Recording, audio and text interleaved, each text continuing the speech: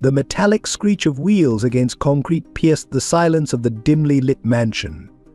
A wheelchair sat precariously at the top of the marble staircase, its occupant a thin, dark-haired boy of about 10 gripping the armrests with trembling hands. Behind him, a woman's cold voice cut through the air. "If you can't take care of yourself, Matt, then maybe you should learn the hard way." The wheelchair tipped forward. Time seemed to slow as Matt felt himself falling, each second stretching into eternity. The polished stairs rushed up to meet him, his reflection fragmenting across their marble surface. He closed his eyes, bracing for impact. The crash echoed through the mansion like thunder, the wheelchair splintering as it tumbled down the stairs. Metal-twisted wheels snapped off, and Matt's small body bounced like a rag doll before coming to rest at the bottom, motionless. Sarah, his stepmother, watched from above with an expression devoid of emotion. Next to her, James, Matt's brother, turned away, unable to watch but unwilling to help. The silence that followed was deafening. Hours later, in the pouring rain, Nathan Walker's car headlights cut through the darkness of a deserted street. Through the sheets of rain, he spotted something unusual, a small figure, dragging himself along the wet pavement. Nathan slowed his car, squinting through the downpour. It was a boy, soaked to the bone, pulling himself forward with raw, bleeding hands, his legs dragged uselessly behind him, his clothes torn and muddy. Nathan's heart stopped when he saw the boy's face bruised, yet somehow still holding onto a fragment of dignity. "Dear God," Nathan whispered, throwing his car door open and rushing to the boy's side. "What happened to you?" Matt looked up at him with eyes that had seen too much pain for someone so young. His voice, when it came, was barely a whisper. "They said I was a burden. They said I deserved this." As Nathan carefully lifted the boy into his arms, police sirens wailed in the distance. Camera flashes began popping like lightning in the rain, media vultures drawn to tragedy. But Nathan noticed none of it. He was focused solely on the trembling child in his arms, making a silent vow that would change both their lives forever. If this heart-wrenching opening moved you, join our community of storytellers by subscribing. Together, we'll explore more powerful tales of triumph over adversity, unconditional love, and the unbreakable human spirit. Your support fuels our passion for meaningful storytelling. Before tragedy cast its shadow, Matt Thompson lived in a world filled with light. His childhood home, a modest 2-story house on Maple Street, echoed with laughter and the pitter-patter of small feet running through its halls. His father, Robert Thompson, was once a different man, a dedicated elementary school teacher who spent weekends teaching Matt to ride his bike and play catch in their backyard. Those golden days were marked by simple joys. Summer afternoons spent climbing trees, racing through sprinklers, and chasing fireflies as dusk settled over their quiet neighborhood. Matt excelled in sports, particularly soccer, where his natural agility made him the star of his youth league. His father never missed a game, always standing on the sidelines with a proud smile and a camera in hand. Matt's biological mother, Elizabeth, though present only in photographs and stories, had left an indelible mark on their home. Her warm smile watched over them from frames on the walls, and Robert often told Matt how much he had her kind eyes and gentle spirit. She had passed away shortly after Matt's birth, but Robert had kept her memory alive through countless bedtime stories about her courage and compassion. The house was always filled with music then. Robert would play the old piano in their living room every evening, teaching Matt simple melodies that grew more complex as his small fingers became more confident on the keys. These piano sessions became their sacred ritual, a time when father and son connected through the universal language of music.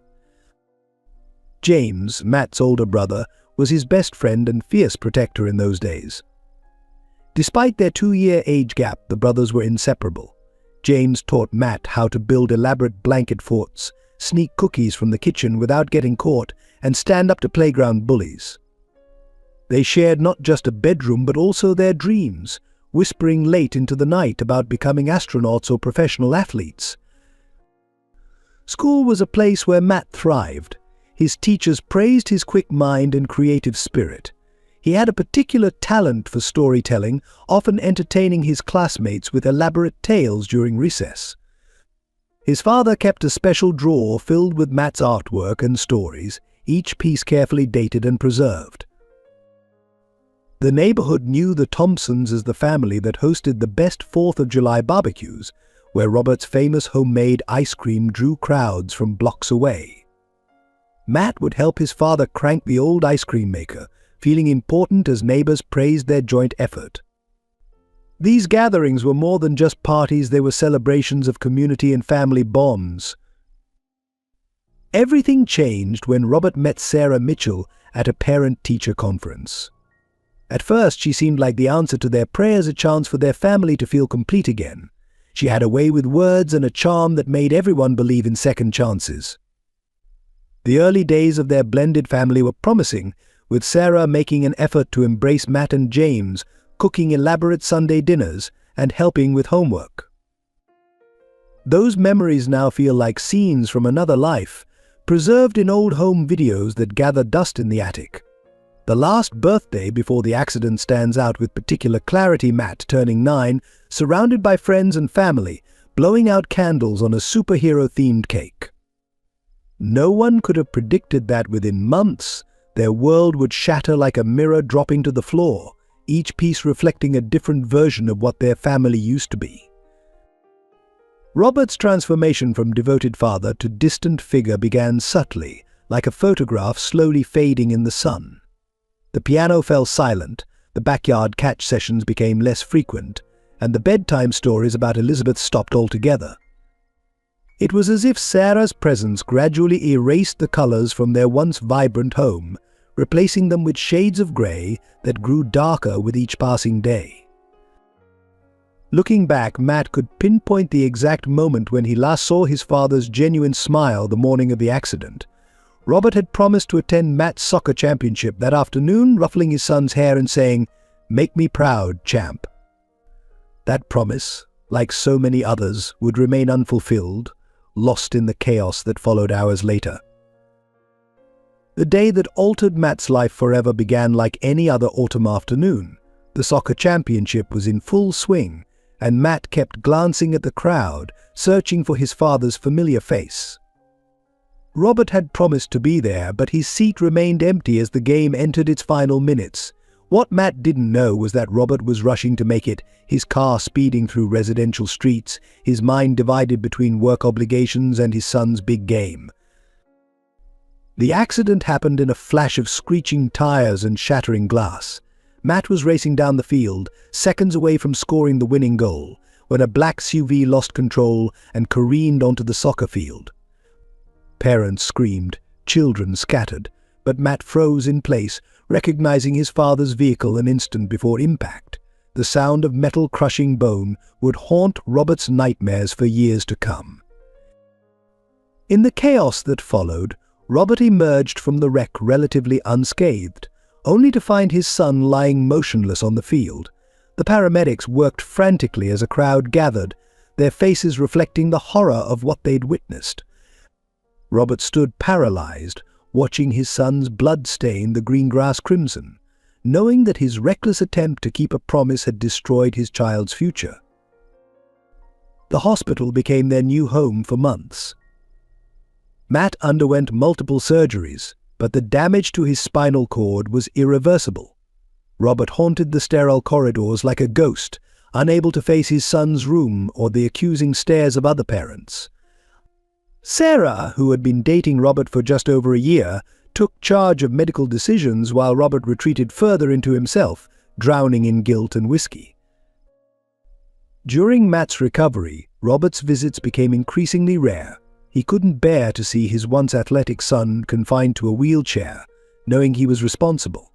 Each time he looked at Matt, he saw not only his son but also a living reminder of his failure as a father.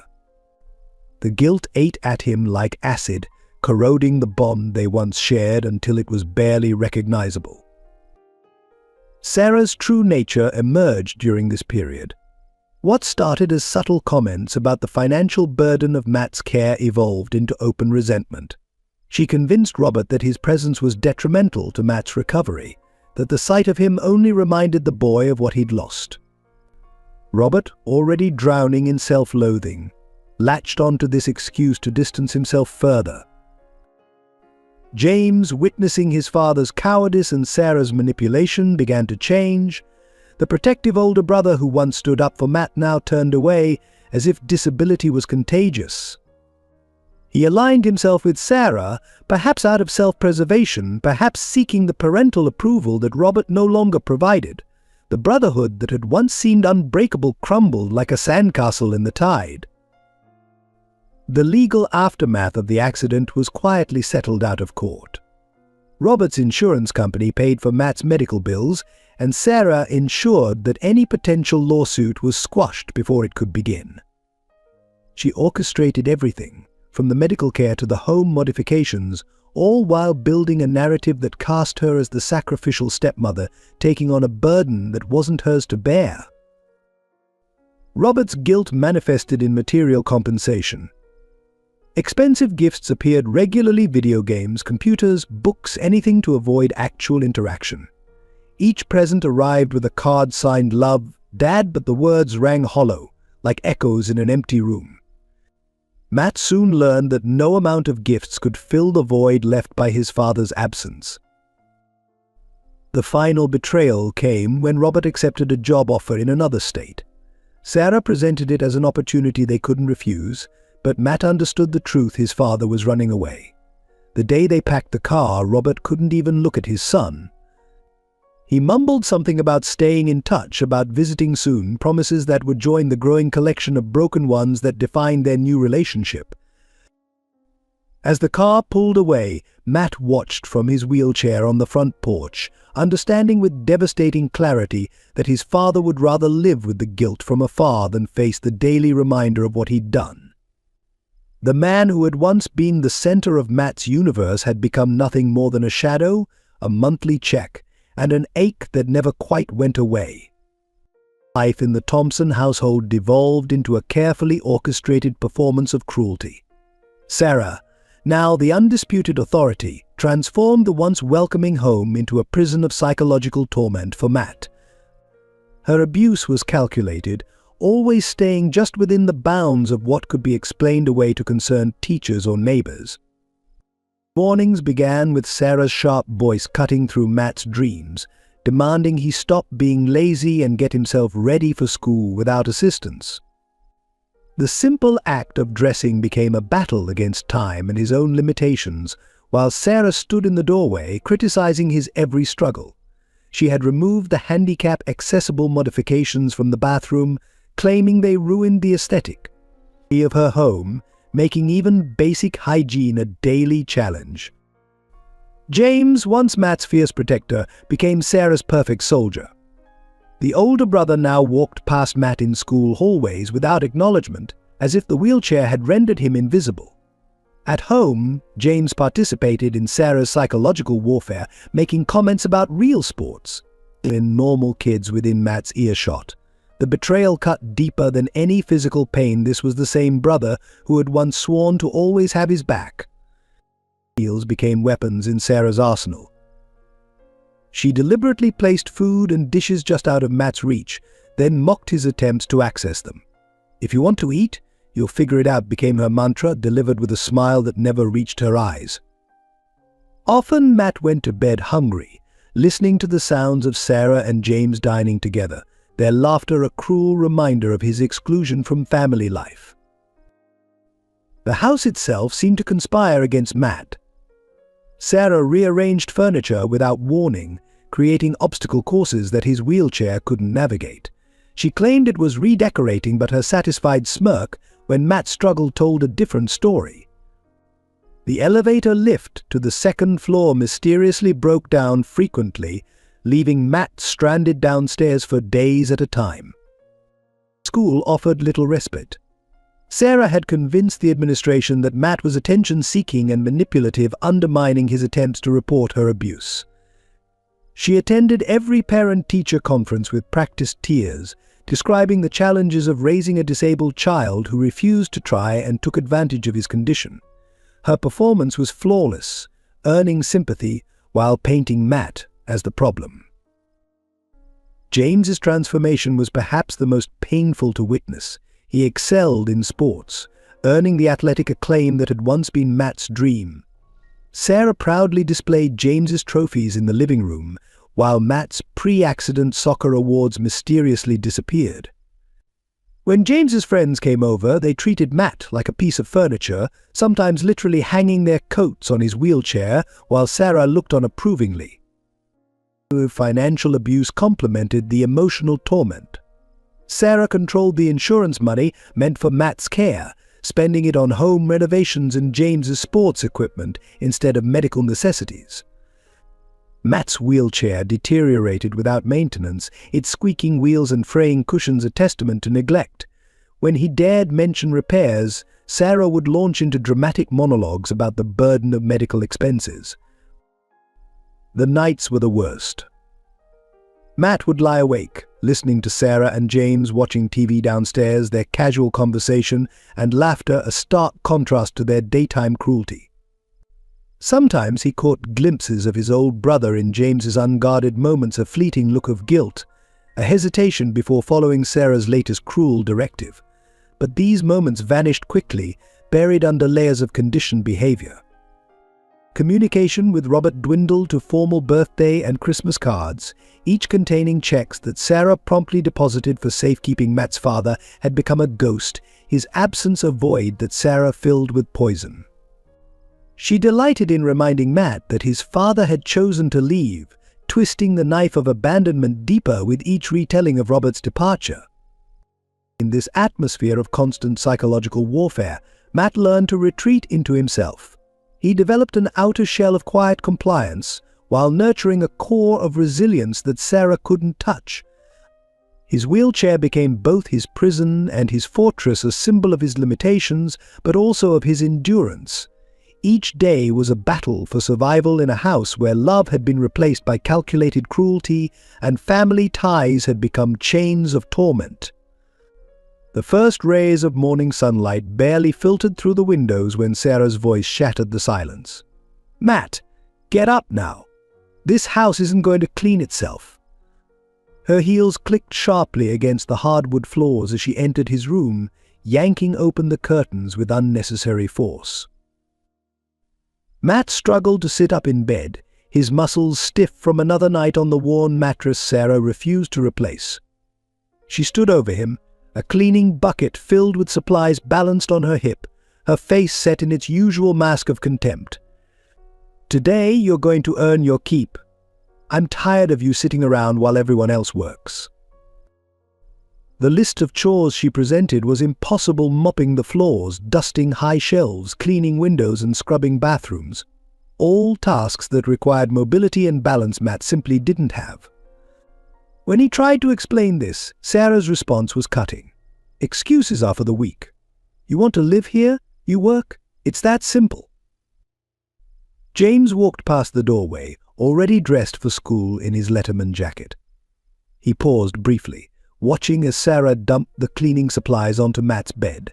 For a moment, something flickered in his eyes, perhaps remembrance of the times he'd helped his younger brother with simple tasks. But Sarah's sharp glance in his direction made him straighten his shoulders and walk away, leaving Matt to face the impossible alone. The mop was the first challenge. Matt tried to maneuver it from his wheelchair, but the awkward angle made it impossible to generate enough force to clean effectively. Water splashed onto his clothes, making them cold and heavy. Sarah watched from the kitchen, sipping her coffee and making disapproving noises at his efforts. "You missed a spot," she called out repeatedly, each comment dripping with satisfaction at his struggle. "Maybe if you weren't so lazy, this wouldn't be so difficult. Look at how pathetic this is. You can't even clean a simple floor properly." Her words echoed off the walls, each one striking like a physical blow. The worst came when Matt attempted to reach the higher shelves for dusting. His wheelchair couldn't get him close enough to the bookcase, and stretching caused shooting pain through his back. As he strained to reach a particularly high shelf, the wheelchair's wheel caught on the uneven floorboard Sarah had refused to fix. The chair tipped precariously, sending Matt sprawling onto the floor. Sarah's laughter cut through the room. "Oh, look who's taking a break already. Get up." I said get up. She made no move to help him, as he struggled to pull himself back into the chair, his arms trembling with effort. "This is exactly what I mean. You're nothing but a burden. You can't even do simple housework without making a scene." Hours passed, and Matt's arms felt like lead. The house remained largely uncleaned, despite his best efforts. Sweat soaked through his shirt, and his hands were raw from gripping the cleaning tools. Sarah circled him like a vulture, pointing out every imperfection, every missed spot, every failure. "Your father would be so disappointed," she said, her voice honey-sweet with malice. "But then again, he already is, isn't he? That's why he left. He couldn't stand to look at what you've become." She picked up the barely used duster, waving it in his face. "You know, normal children help their parents without all this drama." But the day wore on, and Matt's attempts at cleaning became increasingly desperate. He knew there would be consequences for failure: no dinner, no bathroom breaks, no peace, until Sarah decided he had learned his lesson. His wheelchair left wet tracks across the floor he'd tried to mop, creating new messes even as he attempted to clean old ones. By late afternoon, Sarah declared the experiment a failure. Just as I expected, she announced to no one in particular. "Completely useless. You can't even handle the simplest tasks. No dinner for you tonight. Maybe hunger will motivate you to try harder tomorrow." She gathered the cleaning supplies, making sure to keep them just out of his reach on a high shelf. The final insult came when James returned from school, tracking mud across the floor Matt had spent hours trying to clean. Sarah said nothing about the mess, instead praising James for his muddy shoes being a sign of proper athletic activity. The contrast was deliberate, another reminder of Matt's perceived inadequacy in their household. The breaking point came on a rain-soaked Tuesday evening. Matt's wheelchair, already damaged from months of neglect, finally gave out as he attempted to navigate the house's narrow hallway. The metal frame groaned, then collapsed with a sickening crack, sending him sprawling onto the cold hardwood floor. The sound brought Sarah running, not out of concern, but with an expression of calculated opportunity. "Well, well," she said, standing over Matt's crumpled form. "Looks like your precious chair is finally done for. Just like everything else you touch." She nudged one of the broken wheels with her foot, watching it spin uselessly. "I suppose you'll expect us to buy you a new one. Another expense for your endless list of needs." Matt lay there, his cheek pressed against the floor, fighting back tears. The wheelchair had been his last connection to independence, and now even that was gone. Through blurred vision, he saw James hovering in the doorway, his brother's face a mask of practiced indifference that couldn't quite hide the guilt in his eyes. Sarah seized the moment to deliver her final verdict. "I've had enough," she declared, her voice carrying the weight of a judge's gavel. "No more chairs, no more accommodations, no more pretending we can make this work. You're leaving, Matt. Tonight?" She pulled out her phone, making a show of checking the weather. "Look at that, it's supposed to rain all night. How fitting." Matt's attempts to reason with her fell on deaf ears. "Please," he begged, "I have nowhere to go. You can't just throw me out." But Sarah was already pulling open drawers, stuffing a few of his belongings into a small backpack. She worked with efficient cruelty, selecting items that would be useless to him on the streets, a reminder that this wasn't about survival, but punishment. James watched the scene unfold, shifting uncomfortably. For a moment it seemed he might intervene, might remember the brotherhood they once shared, but Sarah's sharp glance in his direction was enough to make him step back, retreating into the safety of his role as the favored child. "Mom's right," he muttered, though his voice cracked on the words. "You're just dragging everyone down." The rain started as Sarah opened the front door. the wind driving sheets of water onto the porch. Without ceremony, she dragged Matt across the floor and out onto the wet concrete. The backpack followed, landing with a splash beside him. "Your father left because of you," she said, her words cutting through the sound of rainfall. "Now it's our turn." Matt tried to pull himself up, but the wet surface made it impossible to gain purchase. His clothes quickly became soaked as rain pounded down, plastering his hair to his face and turning the world into a blur of grey and shadow. Through the window, he could see James turning away, shoulders hunched against the weight of his betrayal. "Please," Matt called out one last time, his voice barely audible over the storm. "James." "Sarah, don't do this," but the door closed with finality, the porch light clicking off seconds later, leaving him in darkness broken only by occasional flashes of lightning. For hours, Matt dragged himself along the sidewalk, his arms burning with effort, the rough concrete tearing at his clothes and skin. Each inch forward was a battle against exhaustion and despair. The rain never let up, turning the simple act of movement into an ordeal of survival. Passing cars splashed through puddles, their headlights illuminating his struggle without stopping. The few pedestrians who hurried past with umbrellas either pretended not to see him or quickened their pace, unwilling to become involved in what they perceived as someone else's tragedy. Matt's world narrowed to the next foot of concrete, the next painful pull forward, the next desperate attempt to keep moving despite every reason to give up. As midnight approached, the rain finally began to ease, but Matt's strength was failing. His fingers were bloody from dragging himself across rough pavement, his clothes torn and soaked through. The backpack Sarah had thrown out with him lay abandoned blocks behind, its contents as useless as her pretense of mercy in packing it. In the distance, headlights approached, slowing as they neared his position. Matt barely had the energy to lift his head, unsure whether to hope for rescue or fear further cruelty. The sound of a car door opening cut through the night, followed by footsteps approaching through puddles. A man's voice, filled with genuine concern, broke through the haze of pain and exhaustion. "Dear God, what happened to you?" Nathan Walker had been driving home from another late night at his law firm when he spotted the figure on the sidewalk.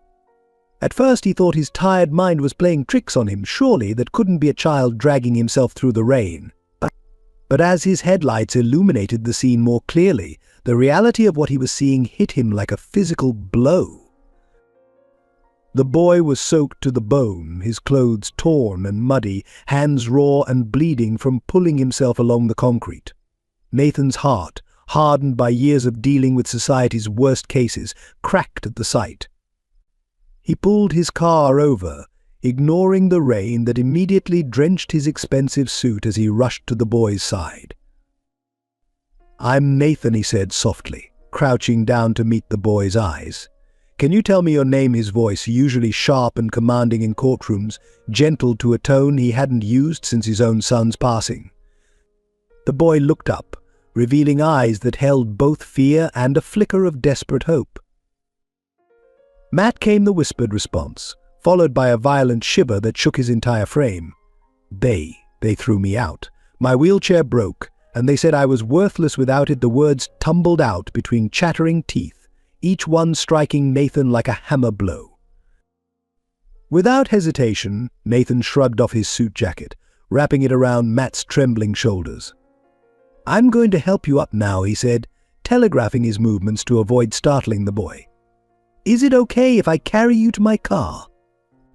Matt nodded, too exhausted to do more than lean into the warmth of the first kind touch he'd felt in months.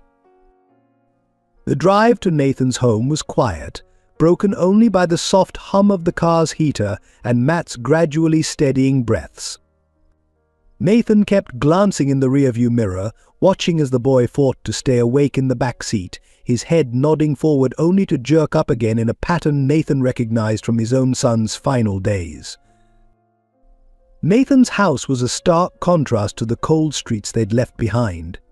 Warm lights welcomed them through large windows, and the interior was designed with accessibility in mind: wide doorways, smooth floors, and gently sloping ramps instead of steps. It had been modified years ago for his son Michael, and maintained that way even after Michael's passing, as if Nathan had been unconsciously waiting for someone else who needed it. "You're safe now," Nathan assured as he carried Matt inside, noting how little the boy weighed.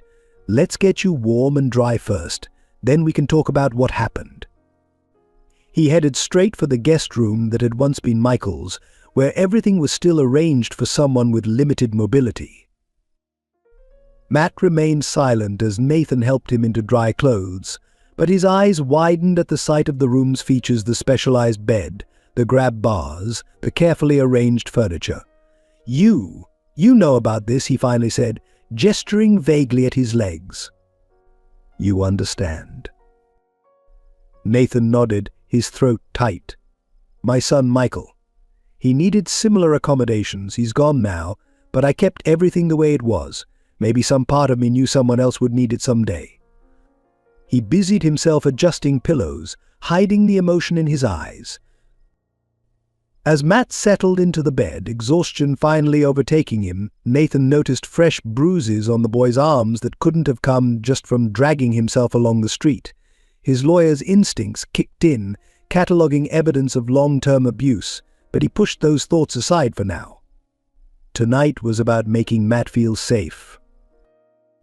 "Tomorrow we'll figure everything out," Nathan promised, pulling the blanket up around Matt's shoulders. "But tonight, just rest. You're not alone anymore," he watched as Matt's eyes drifted closed, the tension finally leaving his face in sleep.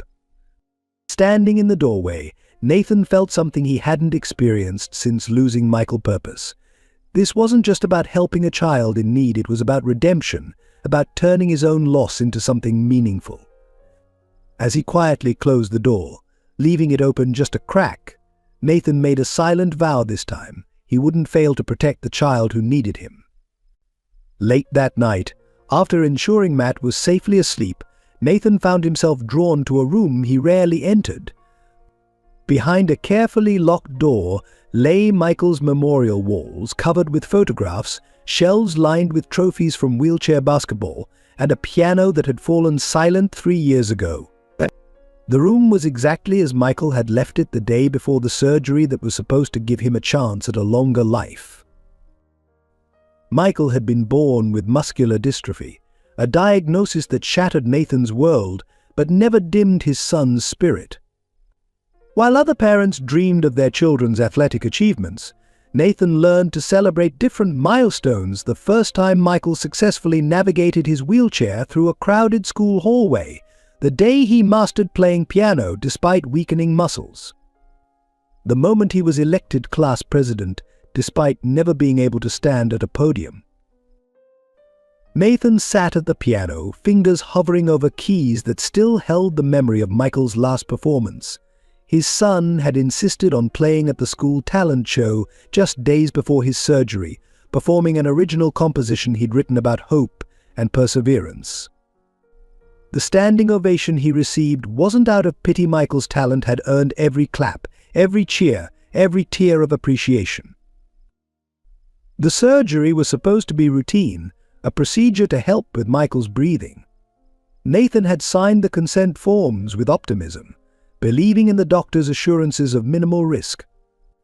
He remembered Michael's last words before the anesthesia took effect: "Dad, when I wake up, can we finally plan that camping trip?" They had been adapting camping gear for months, determined to prove that disability wouldn't stop them from experiencing adventure. But Michael never woke up. A complication during surgery, something about an unexpected reaction to the anesthesia, and suddenly Nathan's world collapsed.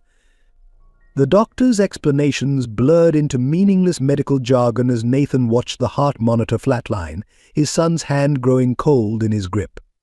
The camping gear remained in their garage, a dust-covered reminder of promises unfulfilled. The aftermath was a blur of funeral arrangements and legal battles. Nathan, a successful lawyer who had always found strength in logic and reason, found himself unable to accept the statistical explanations for his son's death. He filed lawsuit after lawsuit, seeking not money but accountability, answers, something to fill the void Michael's absence left behind. His marriage didn't survive the grief.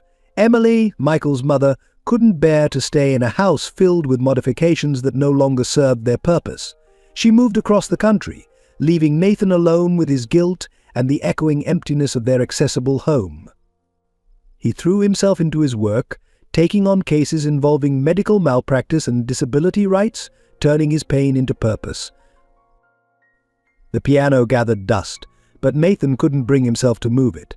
Michael had saved for months to buy sheet music, practicing until his muscles screamed in protest, determined to master each piece.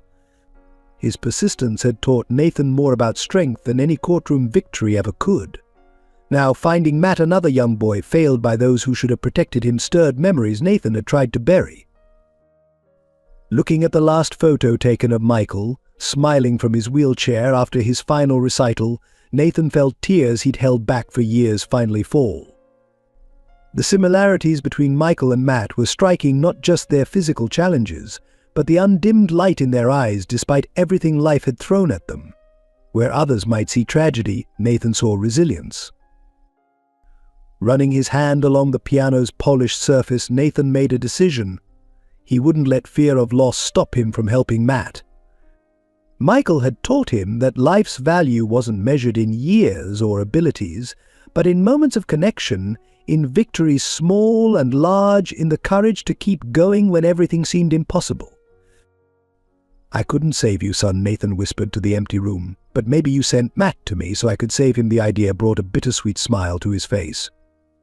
Tomorrow he would begin the fight to protect Matt, drawing on every legal skill and life lesson Michael had taught him. His son's legacy would live on, not in dusty trophies and silent pianos, but in the chance to give another child the love and support they deserved. The morning news exploded with sensational headlines: disabled boy kidnapped by wealthy lawyer, father desperately searches for missing son, community rallies behind grieving family. Robert Thompson, who had abandoned his son months ago, suddenly emerged as the perfect picture of a concerned father, his tearful interviews playing on every local station. "My son was taken from his loving home," Robert declared to a crowd of reporters gathered outside his new house, Sarah standing supportively at his side. "This man, Nathan Walker, has no right to him. Matt needs his real family." The cameras captured his perfectly rehearsed distress, while Sarah dabbed at her eyes with a monogrammed handkerchief. Nathan watched the morning news in disbelief, Matt sitting beside him at the breakfast table, both stunned by Robert's performance. The boy's hands trembled as he watched his father lie effortlessly to the cameras, rewriting their history of abandonment into a fiction of loving concern. "But he left," Matt whispered, his voice breaking. "He chose to leave." The police arrived at Nathan's door by mid-morning, responding to Robert's formal kidnapping complaint. They found no signs of coercion or abuse, only a well-maintained, accessible home and a boy who flinched at the mention of returning to his family. But public opinion, fueled by Robert's media campaign, had already begun to turn against Nathan. Local talk shows buzzed with speculation. "Can we trust this lawyer's motives?" they asked. "Why would a successful man take in a disabled child unless he had ulterior motives?" Robert's legal team painted Nathan as a grieving father who had lost his mind after his son's death, desperately trying to replace his loss by stealing another man's child. Sarah orchestrated candlelight vigils outside their home, carefully positioning James in camera shots as the heartbroken brother. "I just want my little brother back," James read from prepared statements, his delivery perfect, but his eyes refusing to meet the cameras. The community rallied around them, organizing search parties for a boy who wasn't lost. Nathan's law firm partners began distancing themselves, concerned about the negative publicity. Clients cancelled appointments, not wanting to be associated with an alleged kidnapper. Anonymous threats arrived in his mailbox, while social media exploded with hashtags demanding Matt's return to his real family. Through it all, Matt remained resolute. "I won't go back," he insisted when Nathan gently suggested that the legal fight might be too difficult. "They threw me away like garbage. You're the only one who saw me as a person." His words strengthened Nathan's resolve, but the pressure continued mounting. Robert's team leaked carefully selected photos to the press family portraits from before the accident, Matt smiling in his soccer uniform, Sarah helping with homework. They created a narrative of a perfect family disrupted by tragedy, carefully omitting the abuse, neglect, and abandonment that followed. Each new story twisted the truth further, making Nathan appear more villainous. The media camped outside Nathan's home, their cameras trained on windows, hoping to catch a glimpse of the kidnapped boy. Matt became a prisoner in his sanctuary, unable to even sit by windows without flashbulbs going off. The stress began taking its toll on both of them, but they found strength in protecting each other. One reporter, more aggressive than the others, managed to slip into Nathan's backyard, capturing photos of Matt practicing with his new wheelchair.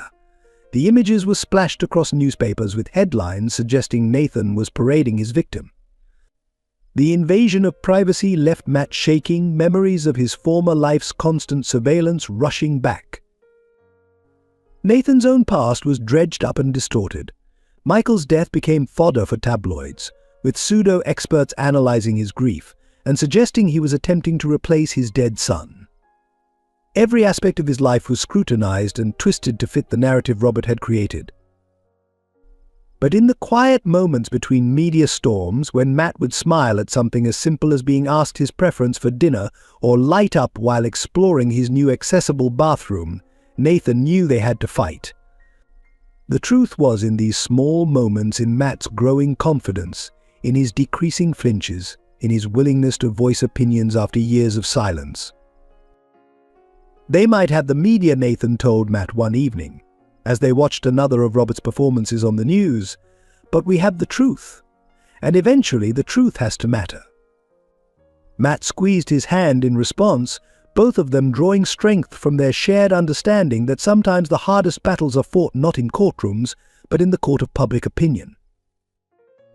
The community's reaction was swift and merciless. Nathan's neighbors, who had once politely nodded in greeting, now crossed the street to avoid him. Curtains twitched as he passed, and whispered conversations died when he entered local shops. The carefully maintained illusion of suburban civility cracked, revealing the ugly prejudices beneath. The local church, where Nathan had once done pro bono legal work, publicly prayed for the safe return of Matthew Thompson to his loving family. The pastor, who had never once visited Matt during his months of abuse, now spoke passionately about family values and the sanctity of parental rights. The congregation nodded in righteous agreement, conveniently forgetting how they had ignored the signs of Matt's mistreatment. At the prestigious private school where Nathan served on the board, parents demanded his resignation. "We can't have someone like that associated with our children," they argued at emergency PTA meetings. The same parents who had praised Nathan's dedication to disability rights after Michael's death now questioned whether he was mentally stable enough to be near children. The grocery store where Nathan had shopped for years posted Robert's manufactured missing child posters in their windows. The cashier, who had always commented on Nathan's kindness, now refused to meet his eyes, sliding his change across the counter as if his touch might contaminate her. Matt's favorite cereal remained on the shelves, no longer added to their shopping cart for fear of public confrontation. Social media became a battlefield. Local Facebook groups filled with posts analyzing Nathan's every move. Amateur detectives scrutinized old photos of Michael, comparing them to Matt, suggesting Nathan was living out some twisted fantasy of replacing his dead son. Each theory grew more outlandish than the last, but in the echo chamber of community gossip, even the most bizarre accusations found believers. The hate mail began arriving daily. Anonymous letters filled with biblical quotes about honoring one's parents and warnings about divine punishment. Some contained thinly veiled threats, suggesting Nathan's house might accidentally catch fire. Others, perhaps more cruel, expressed fake sympathy for his loss of Michael, suggesting he needed psychiatric help rather than someone else's child. Even Nathan's elderly neighbor, Mrs. Anderson, who had brought them cookies when they first moved in and had known Michael, turned against them. She called the police one afternoon, claiming she heard suspicious noises from Nathan's house.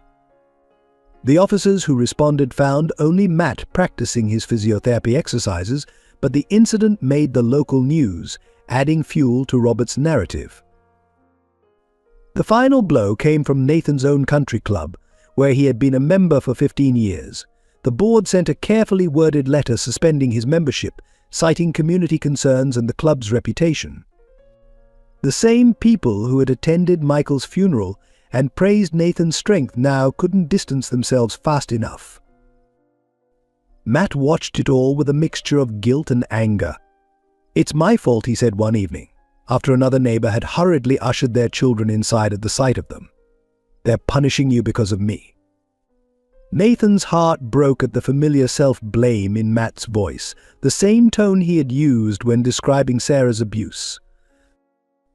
"No," Nathan replied firmly, kneeling beside Matt's wheelchair. "They're punishing us because it's easier than admitting they failed you.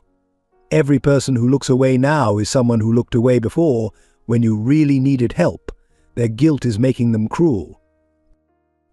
Yet the isolation wore on them both.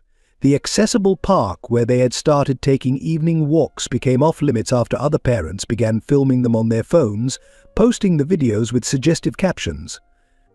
Matt's physiotherapy sessions moved entirely in-house after protesters started gathering outside the rehabilitation center.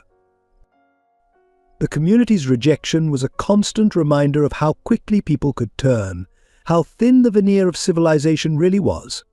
Each day brought new challenges: cancelled deliveries, vandalized mailboxes, suspicious cars lingering outside their home. The pressure to give in, to return Matt to his real family, mounted with every passing hour. But in their forced isolation, something unexpected happened. The bond between Nathan and Matt grew stronger. Each act of community rejection became another brick in the foundation of their trust.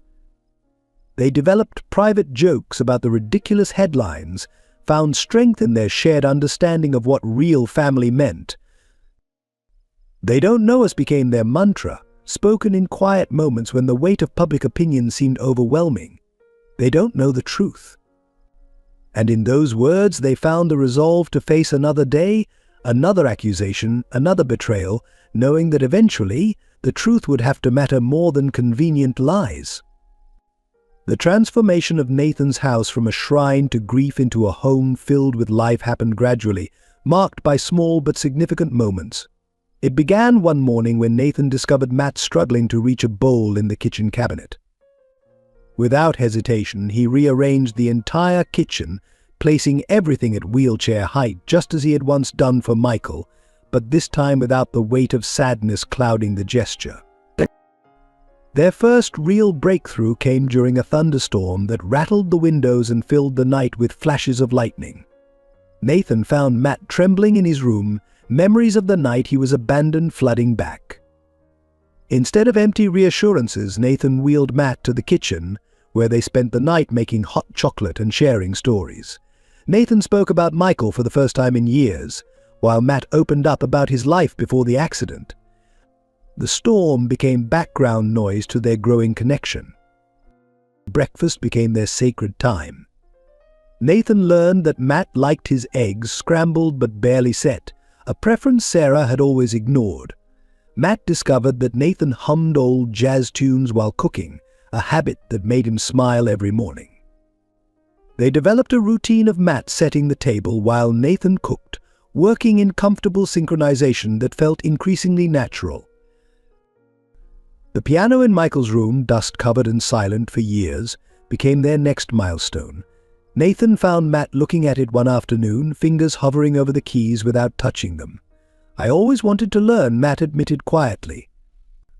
That evening, Nathan brought in a piano teacher who specialized in adaptive techniques. The sound of music, halting at first but growing more confident, began to fill the house again. Their evenings often found them in the home office, where Nathan worked on legal cases while Matt did his homework. They developed a system of subtle checks, Nathan glancing up to ensure Matt wasn't struggling, Matt watching Nathan's coffee cup to make sure he didn't work too late. The comfortable silence between them spoke volumes about their growing trust. Weekends became adventures in adaptation. Nathan's engineering mind and legal resources combined with Matt's determination to overcome physical barriers. They modified game controllers so Matt could join online gaming communities, designed a special holder for his phone, and created a system for him to independently access his art supplies. Each successful adaptation was celebrated with high fives and proud grins. The first time Matt called Nathan Dad was unplanned and natural. They were working on a science project, building a model solar system that accommodated Matt's limited motor skills. As they figured out a way to attach the planets using a system of magnets, Matt excitedly exclaimed, "Dad, we did it!" Both froze for a moment, but Nathan's warm smile and gentle squeeze of Matt's shoulder said everything necessary about acceptance and belonging. Physical therapy sessions became team efforts. Nathan researched extensively, working with Matt's therapist to understand every exercise.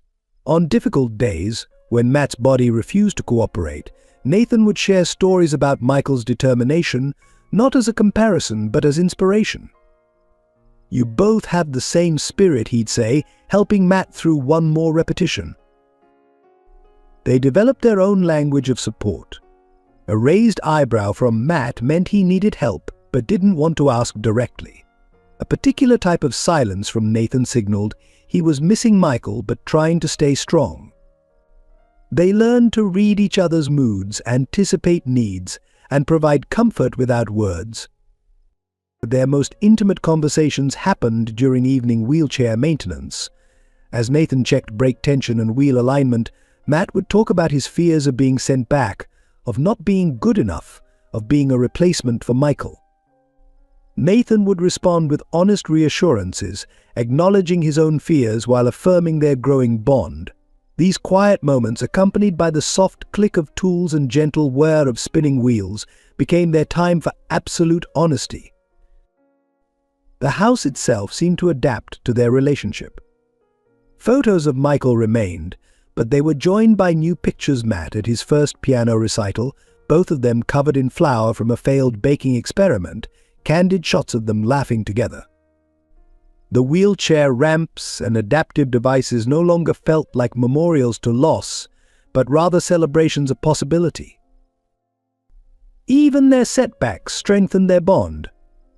When Matt caught the flu, Nathan stayed up for 3 nights straight, monitoring his fever and telling stories until Matt fell asleep.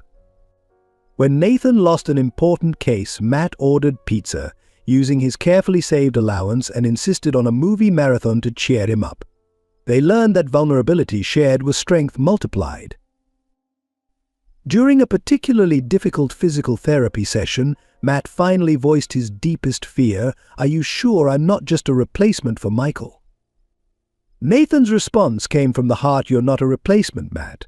Michael taught me how to be a father, and you're teaching me how to be one again.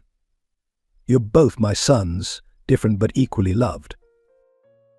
The most powerful moments were often the quietest. Nathan automatically adjusting Matt's blanket while passing his room at night, Matt saving the crossword puzzle's hardest clues for Nathan to solve over breakfast, the synchronized rhythm they developed moving through their daily routines.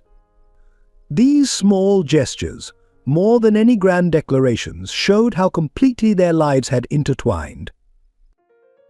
Their bond was forged not just in big moments but in thousands of small ones, shared jokes that needed no explanation, comfortable silences on rainy afternoons, the way they could communicate entire conversations with just a look. They weren't trying to recreate what was lost, but building something new, a relationship that honored the past while embracing their present reality. The piano sat like a silent guardian in Michael's old room, its polished surface reflecting the afternoon light that streamed through the windows. For weeks, Matt had watched it from the doorway, drawn to its presence but hesitant to approach. One quiet Sunday, Nathan found him sitting before it, his fingers hovering uncertainly over the keys. "Michael used to play every day," Nathan said softly, rolling Matt's wheelchair closer to the piano. "He believed music was a language everyone could speak, regardless of their physical limitations. Without pressure or expectation, Nathan lifted the cover, revealing keys that hadn't been touched in years. Would you like to try? Their first attempt was awkward. Matt's fingers, stiff from lack of use, stumbled over the simplest notes. But something in the sound, even discordant, sparked a light in his eyes that Nathan hadn't seen before.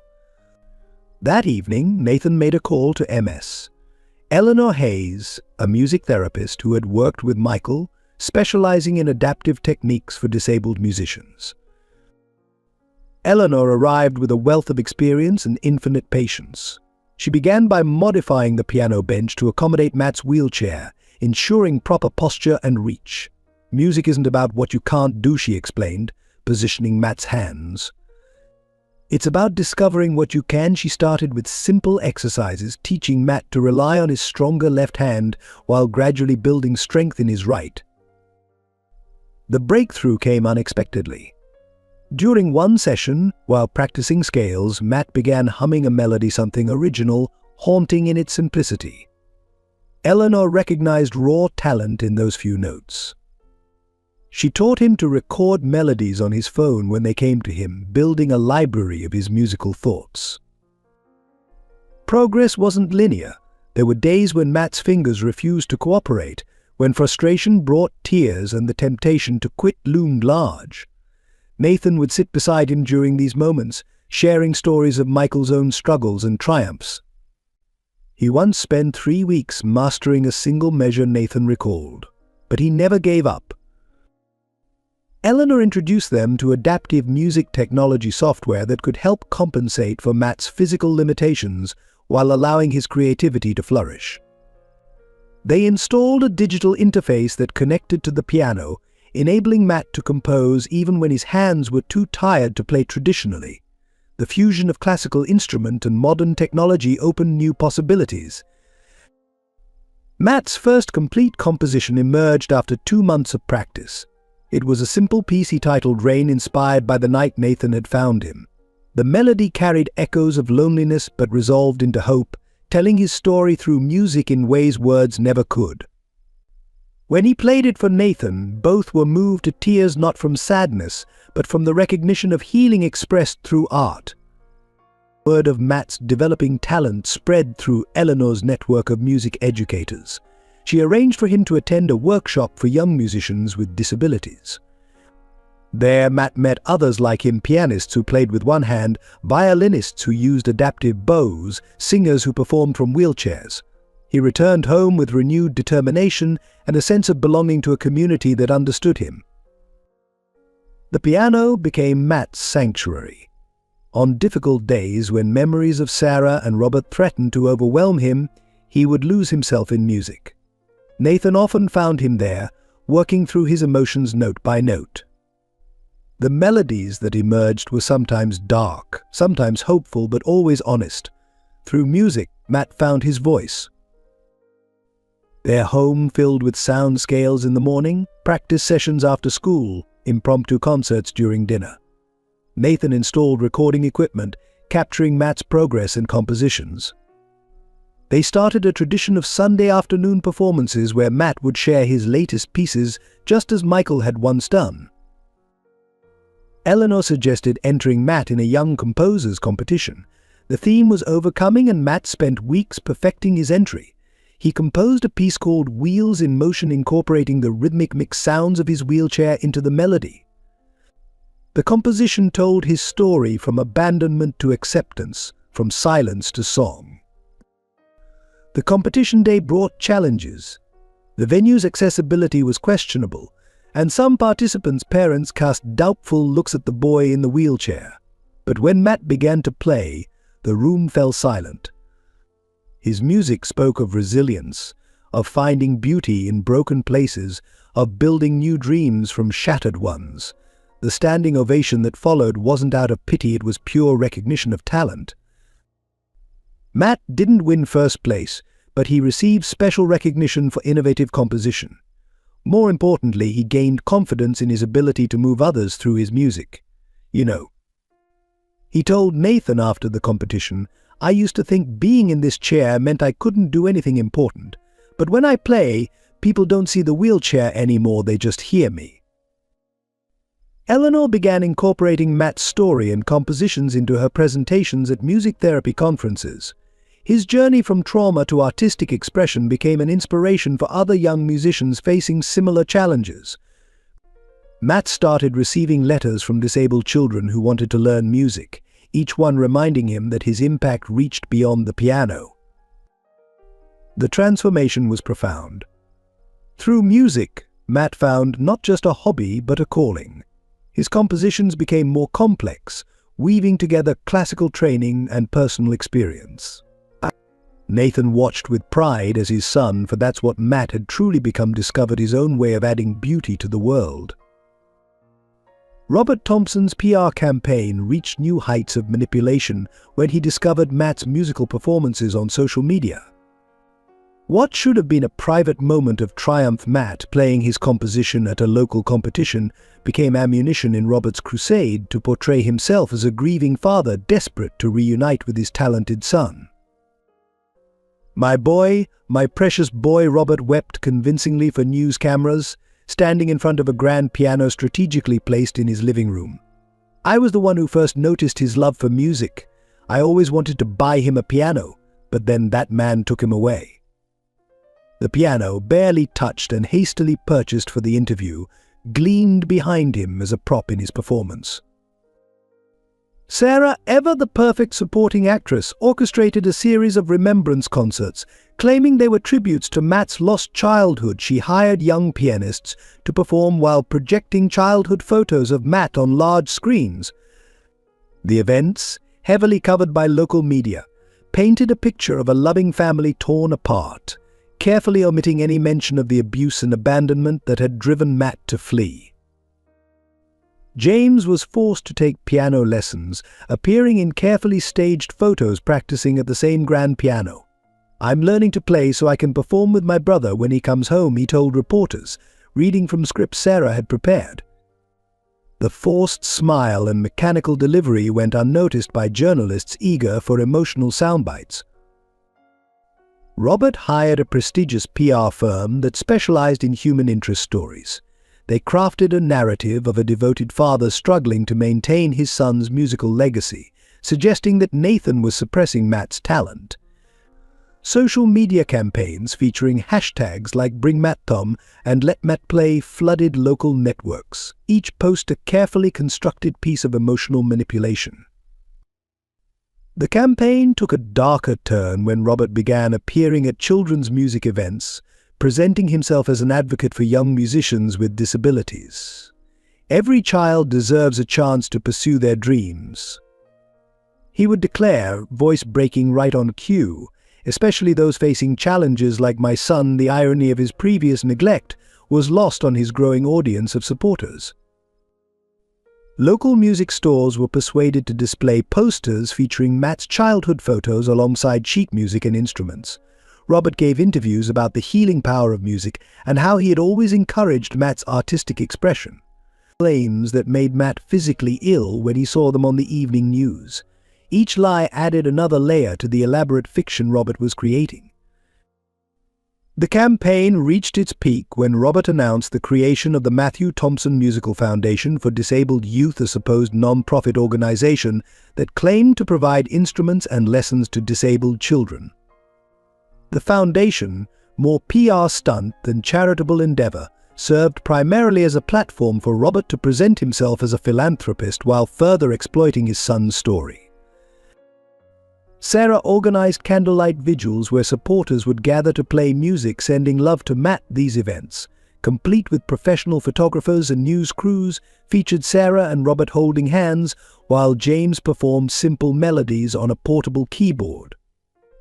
The images were designed to tug at heartstrings while reinforcing their false narrative of family unity. Behind the scenes, Robert's legal team worked to paint Nathan as an obstacle to Matt's musical development. They filed motions claiming that Nathan was isolating Matt from the musical community and denying him his artistic heritage. Each legal document was strategically leaked to sympathetic journalists, feeding the public's growing perception of Nathan as the villain in their story.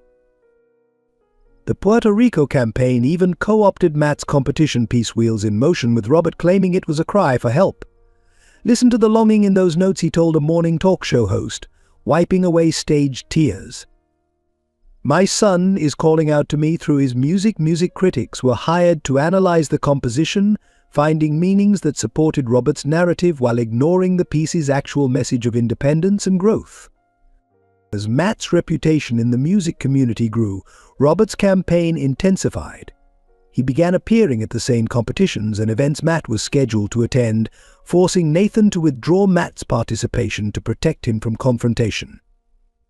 Each withdrawal was then publicized as evidence of Nathan's controlling behavior, further distorting the truth.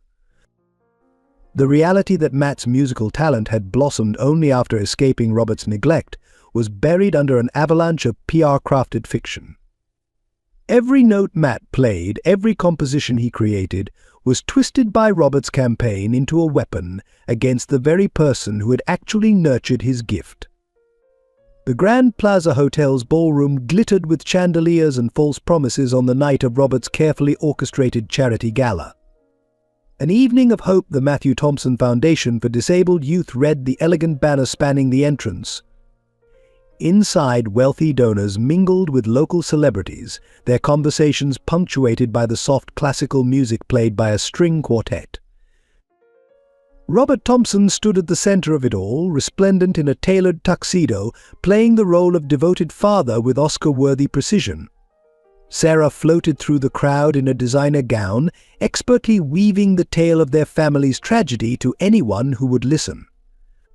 James, uncomfortable in his formal wear, stood by the grand piano that dominated the stage, a prop in his father's elaborate production. "Ladies and gentlemen," Robert's voice carried across the hushed room, "tonight we gather not just to raise funds, but to raise awareness." His practiced pause allowed photographers to capture his expression of carefully crafted grief. "My son Matt, whose musical talent bloomed despite his disability, was taken from us. But through this foundation we ensure that other disabled children won't lose their chance to shine." The crowd murmured sympathetically as a slideshow began playing on large screens throughout the ballroom. Images of Matt's childhood flashed by carefully selected photos that painted a picture of family harmony while conveniently omitting the years of neglect. Each picture was accompanied by captions that rewrote history: Matt's first piano lesson, that never happened, family music night staged after Matt left, father and son duet completely fabricated. Sarah took the stage next, tears glistening perfectly under the spotlights. "We've established a scholarship program," she announced, her voice trembling on cue, "to provide musical instruments and lessons to disabled children. Each recipient will be known as a Matthews musician, carrying forward the legacy of my beloved stepson." The irony of her words, given her previous cruelty to Matt, was lost on the applauding audience. The evening reached its theatrical peak when James was called to perform. He sat at the piano, his discomfort visible only to those who truly knew him, and began playing a simple piece. Robert stepped forward, his voice thick with emotion. This song was composed by Matt. James learned it to feel closer to his brother. It was, in fact, a popular classical piece, not Matt's composition at all, but the audience was too moved by the performance to question its authenticity. Local media covered the event extensively, their cameras capturing every calculated gesture and rehearsed tear. Celebrity guests posed with Robert and Sarah, holding oversized checks and making grand promises of support. Each interaction was choreographed to reinforce the narrative of a loving family torn apart, rather than the truth of their abandonment. The Foundation's first official act was the announcement of a music therapy program at the local children's hospital, the same hospital where they had neglected to take Matt for proper care after his accident. Robert presented the program as a tribute to his son's resilient spirit, while carefully avoiding any mention of his own role in Matt's suffering. Between performances and speeches, video testimonials played from various supporters, teachers who had never actually taught Matt, doctors who had never treated him, and musicians who had never met him. Each told carefully scripted stories that aligned with Robert's version of events, creating a tapestry of lies so intricate it began to feel like truth. The event reached its crescendo when Robert unveiled a bronze plaque bearing Matt's image, and a quote he had never said music heals all wounds. The plaque was to be installed at the entrance of a new music therapy center, a center that existed only in architectural renderings and PR materials. The audience rose in a standing ovation, moved by what they perceived as a father's dedication to his son's legacy. As the evening drew to a close, Robert made his final appeal, his voice breaking at precisely the right moments. Every donation tonight not only helps disabled children find their voice through music, but brings us one step closer to reuniting our family. My son's talent was a gift, and though he's been taken from us, his spirit lives on through this foundation. The charity gala raised over $500,000 that night, none of which would actually reach disabled children in need. Instead, the funds would disappear into a maze of administrative costs and consulting fees, while Robert's PR team used the event's success to further legitimize their campaign against Nathan. Behind the scenes, away from the cameras and adoring crowds, Robert allowed himself a satisfied smile. The event had achieved its real purpose, not to help disabled children, but to strengthen his public image as a caring father and undermine Nathan's custody of Matt. As the last guests departed, leaving behind empty champagne glasses and hollow promises, Robert's mask slipped for just a moment, revealing the calculated coldness beneath. Just as Robert's self-congratulatory speech reached its crescendo, the distinct sound of helicopter blades cut through the carefully orchestrated atmosphere of the charity gala. The chandeliers trembled slightly, causing the crystal drops to tinkle ominously. Through the ballroom's massive windows, spotlights from above pierced the evening darkness, drawing every eye skyward. Nathan Walker's entrance was precisely timed, the result of weeks of careful planning and coordination with investigative journalists who had been quietly building a case against Robert. The helicopter, borrowed from a media contact, landed on the hotel's designated helipad, its dramatic arrival sending ripples of murmurs through the assembled crowd. Nathan emerged from the aircraft with purpose in his stride, carrying a leather briefcase that held the ammunition to destroy Robert's carefully constructed facade. Behind him came a team of reporters from major networks, their cameras rolling to capture every moment. Security personnel, caught off guard by the legitimate press credentials, could only watch as Nathan and his entourage made their way to the ballroom. "Ladies and gentlemen," Nathan's voice boomed through the sound system, commandeered by pre-positioned allies, "I apologize for interrupting this evening of carefully crafted lies." The microphone in his hand gave him command of the room, while Robert stood frozen on stage, his mask of paternal concern cracking under the unexpected assault. Sarah attempted to signal security, but Nathan was already pulling documents from his briefcase, distributing them to key journalists in the crowd. "What you're receiving are bank records, medical reports, and sworn testimonies that tell the true story of Matt Thompson's life under Robert's care, or more accurately, his neglect." The first bombshell dropped when Nathan played a video on the ballroom screens, hijacking the presentation system. Security footage from their old house showed Sarah forcing Matt to crawl across the floor after his wheelchair had been deliberately damaged.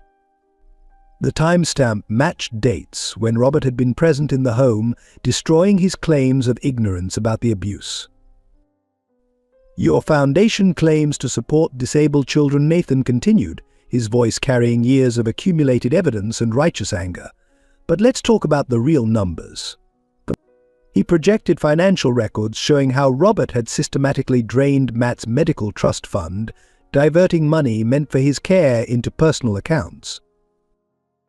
More evidence followed: photographs of Matt's untreated injuries, documented instances of medical neglect, and school records showing patterns of unexplained absences that coincided with visible bruising.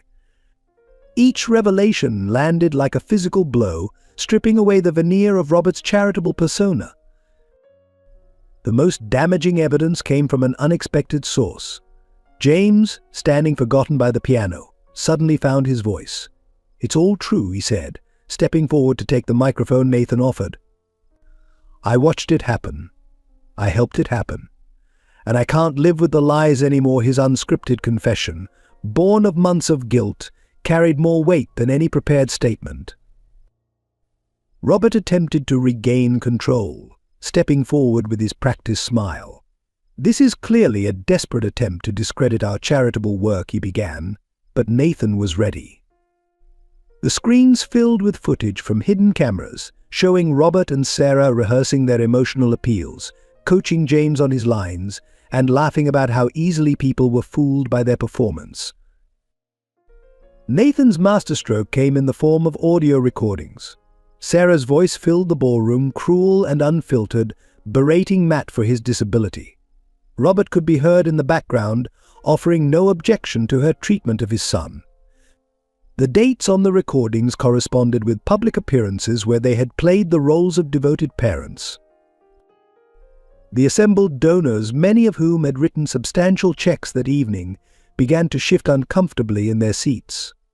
The evidence was irrefutable, the contrast between Robert's public persona and private actions too stark to ignore. Phones emerged from pockets and purses as the story spread across social media in real time. The Matthew Thompson Foundation, Nathan declared, is built on the suffering of the very child it claims to honor.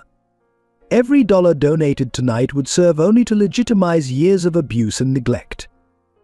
He turned to face Robert directly. "You abandoned your son when he needed you most, and now you dare to use his name to build your reputation."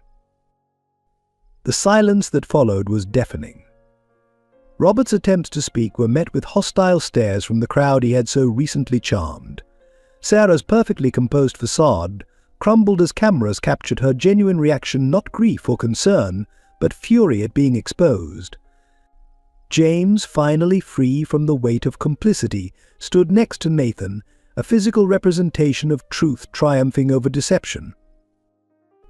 As if orchestrated by fate itself, the ballroom doors opened one final time. Matt wheeled himself in, his presence commanding attention not through theatrics but through quiet dignity. The contrast between the real Matt, confident, talented, and thriving under Nathan's care, and the victim portrayed in Robert's campaign was stark and undeniable. In the stunned silence that followed Matt's entrance, Nathan opened a final digital file on the ballroom screens. "What you're about to see," he announced, "is the complete truth about the accident that changed Matt's life." The footage, obtained from traffic cameras and enhanced by forensic experts, showed Robert's SUV speeding through residential streets on the day of Matt's soccer game. The timestamps proved devastating. Robert hadn't been rushing to see his son play, he had been fleeing from a meeting with his mistress, now identified as Sarah, who had been his secret companion months before the accident. Text messages displayed on screen showed their exchanges, Sarah demanding he leave the game early to meet her, Robert's increasingly frantic responses as he tried to juggle his double life.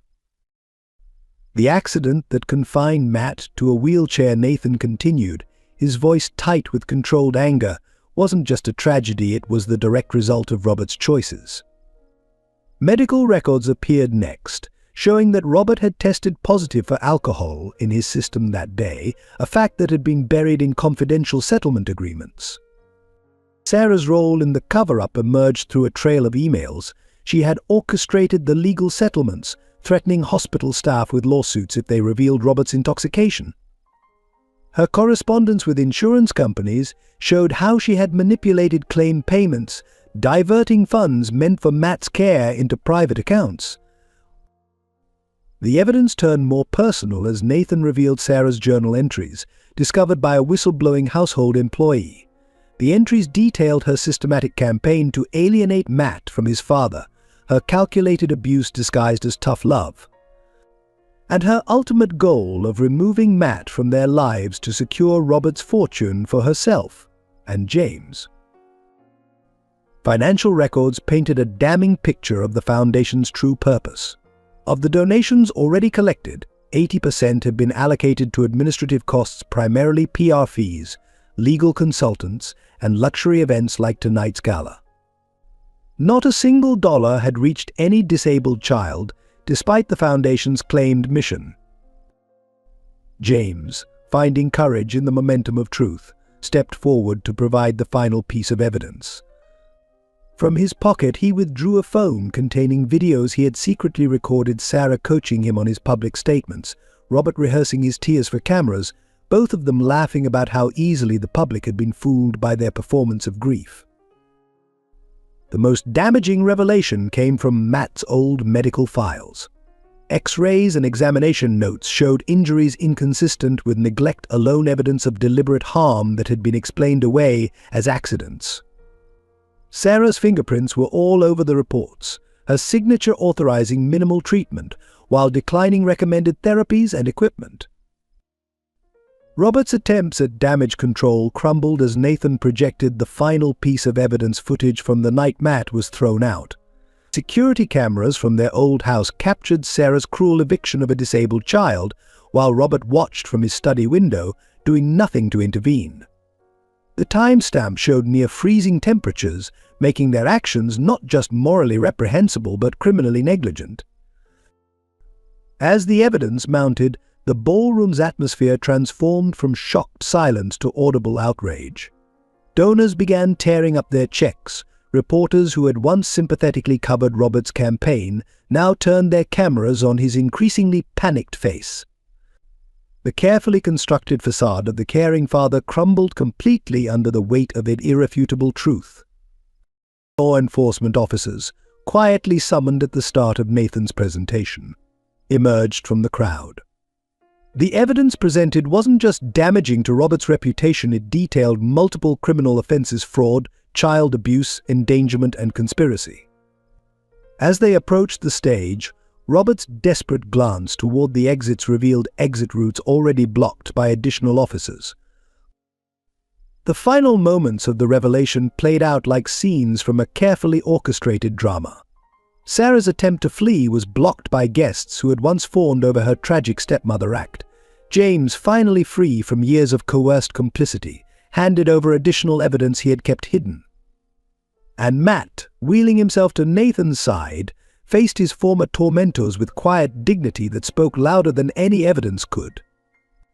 The aftermath of the charity gala revelation hit Matt harder than anyone anticipated.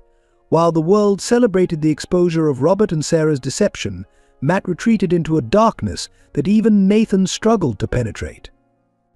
The full weight of his father's betrayal, learning that Robert had been drunk when he caused the accident, that his relationship with Sarah had predated the tragedy, proved too heavy for his young shoulders to bear. One quiet Sunday morning, Nathan found a note on Matt's pillow. The handwriting was shaky, but the message was clear: "I'm sorry for being the reason everything went wrong. Maybe if I had never been born, Dad would have been happy."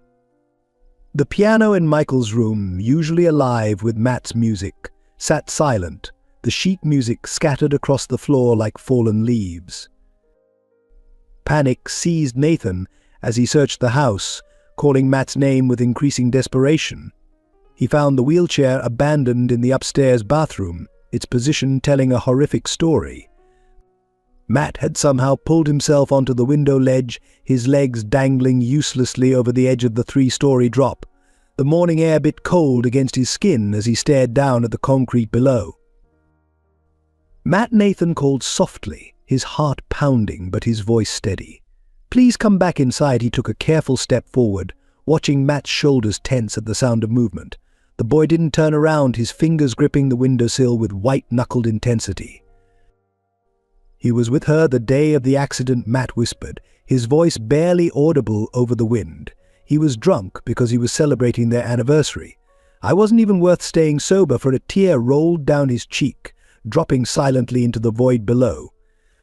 "Everything that happened, the accident, Sarah's abuse, James turning against me, it was all because I existed." Nathan inched closer, close enough to feel the tremors running through Matt's body. "No, son," he said, the word son carrying all the weight of his love. "Their choices were their own. Your existence isn't a mistake, it's a gift. a gift to me, to music, to everyone whose life you've touched." Matt's shoulders began to shake with suppressed sobs. "But why wasn't I enough? Why couldn't he love me like you loved Michael?" The questions hung in the air, raw and painful. Nathan's heart broke at the comparison, understanding now how deeply Matt had internalized every rejection. "Because he wasn't worthy of your love," Nathan answered truthfully. "Some people aren't capable of loving purely, without conditions. That's their flaw, not yours." He was close enough now to reach out, his hand hovering near Matt's shoulder. "Please come down. We can face this together." For a moment that stretched into eternity, Matt remained motionless on the ledge. Then, slowly, he turned his head to look at Nathan. His eyes, filled with tears and torment, met Nathan's steady gaze.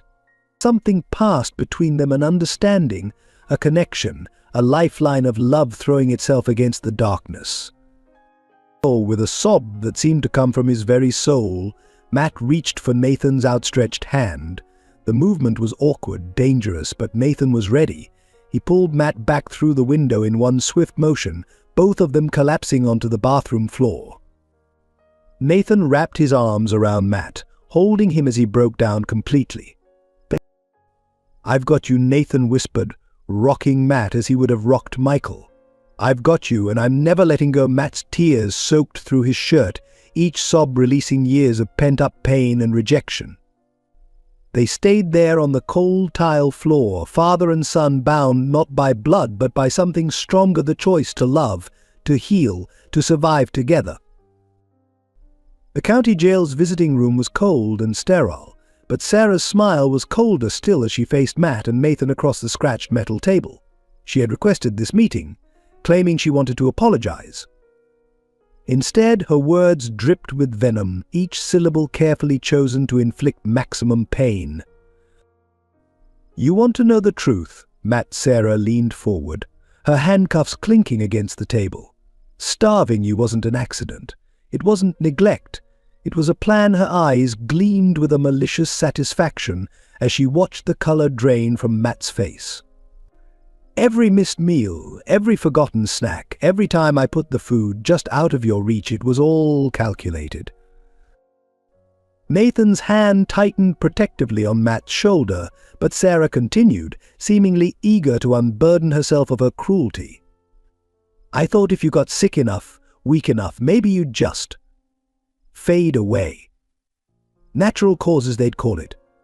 No one questions when a disabled child's health deteriorates." She smiled, a twisted expression that held no warmth. "Your father would have been sad, of course, but I would have been there to comfort him." Matt sat frozen in his wheelchair, each word hitting like a physical blow.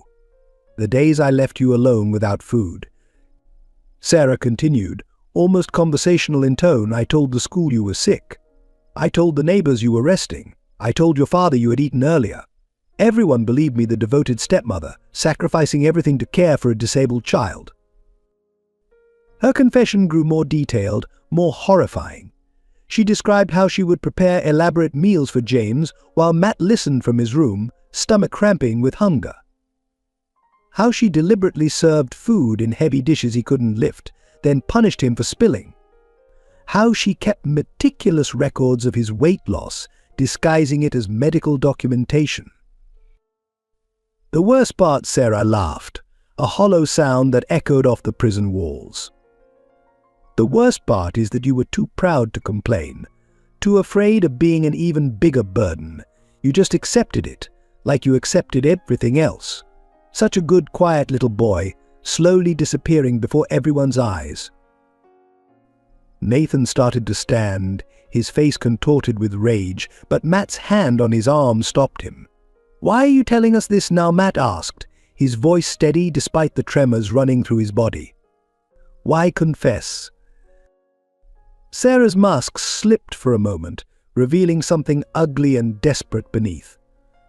"Because I want you to know that even though you survived, even though you're here with your new daddy, a part of you will always remember those hungry nights. A part of you will always be that weak, starving child wondering why no one noticed, why no one cared." Matt wheeled his chair back from the table, straightening his spine with dignity that made Sarah's cruelty seem small and pathetic. "You're wrong," he said quietly.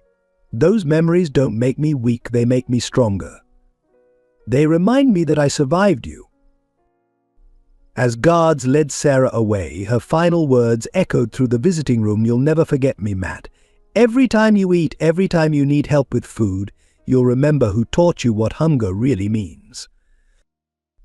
Matt and Nathan left the prison in silence, but when they reached their car, Matt spoke with unexpected clarity. "She wanted to break me one last time, but she failed. She's always failed." Nathan hugged his son close, feeling the strength that Sarah had never managed to starve out of him. The truth about Matt's abuse spread through the community like wildfire, forcing neighbors, teachers, and friends to confront their own complicity in his suffering. The signs had been there: a too thin boy in a deteriorating wheelchair, unexplained absences from school, haunted eyes that never quite met anyone's gaze, yet they had all chosen to look away. Mrs. Anderson, the neighbor who had once called the police on Nathan, sat in her living room surrounded by untouched plates of cookies she used to bake. Through her window she had witnessed Matt struggling to reach food, had heard his stomach growling during chance encounters, yet she had convinced herself it wasn't her place to intervene. Now her cookies crumbled under trembling fingers as she wrote a letter of apology she wasn't sure she had the courage to send. At Matt's old school, teachers held an emergency meeting that dissolved into tears and recriminations.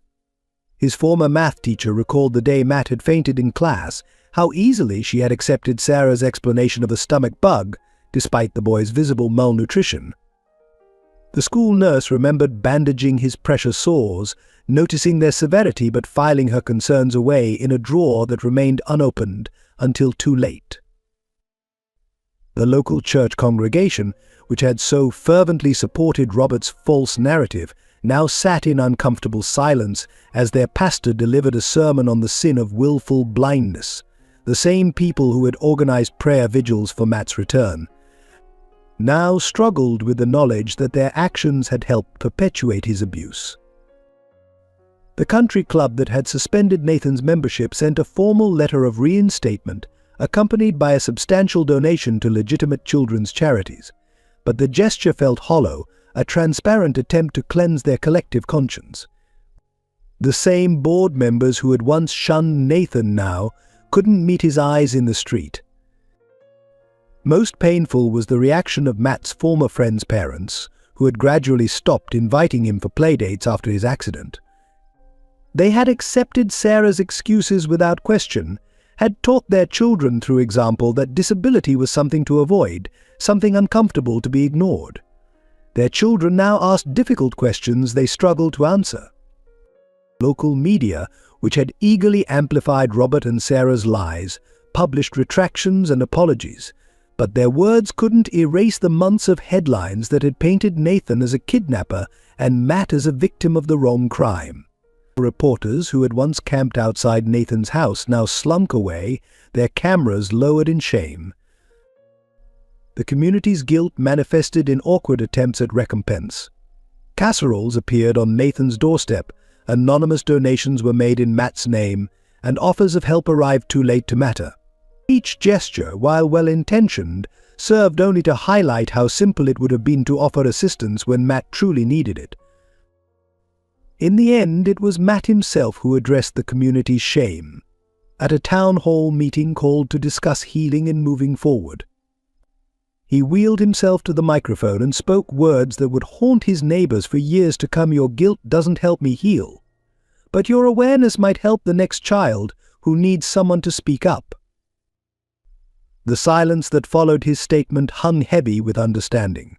The community had failed not just Matt, but their own values, their own humanity.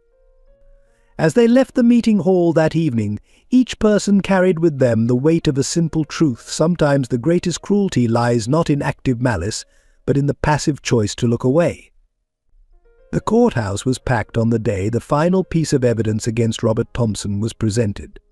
Security footage from a local bar, dated the afternoon of Matt's accident, painted a damning picture that no amount of PR spin could erase.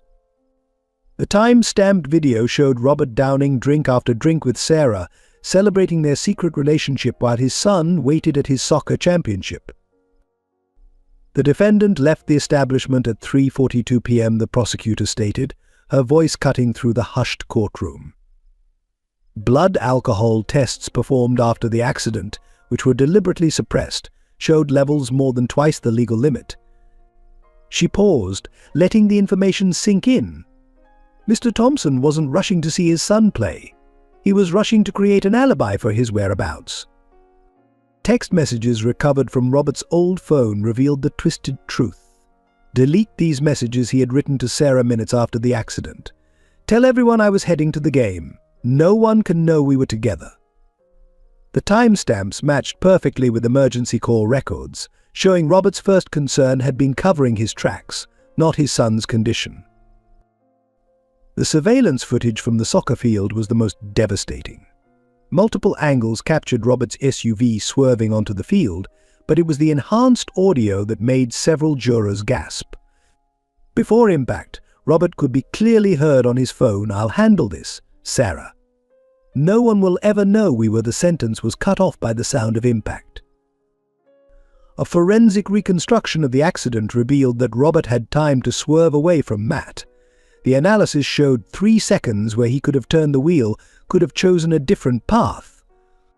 Instead, whether from intoxication or panic, he had driven straight ahead, forever changing his son's life.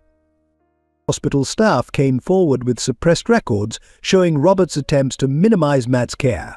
Keep costs down, he had instructed doctors while Matt lay unconscious. No experimental treatments.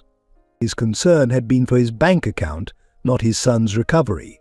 Meanwhile, text messages to Sarah continued. This complicates everything. We need to be more careful now. The most shocking revelation came from Robert's own laptop. Emails revealed he had researched institutions where he could send Matt, looking for options even before his son regained consciousness. "We can start fresh," he had written to Sarah. "No one needs to know about any of this. We can be together without complications."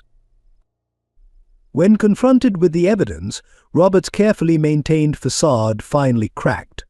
His confession, when it came, was as cold as his actions had been. "I saw him on the field," he admitted. "For a split second, I saw him. But all I could think about was how my life would be over if anyone discovered where I'd been, what I'd been doing. I chose Sarah. I chose my secret. I chose wrong."